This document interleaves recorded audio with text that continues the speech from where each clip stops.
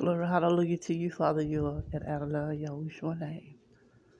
Thank you for another day.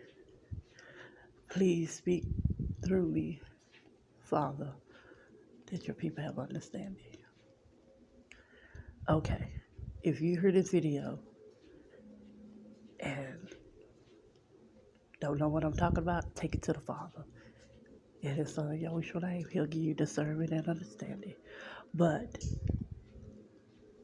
when the sky started turning dark, pit dark, where you can't even see yourself, please recite Psalm 91.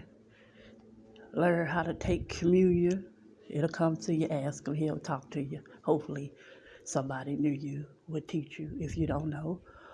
And don't go outside. Don't open your door at all. So, I'm not telling you this to make you afraid, but if you have Yah, you know Him, and He already sent you warnings. One, somebody else send this to someone else and say, this not to scare you, just claim Psalm 91, 2 Timothy 1 verse 7, and praise.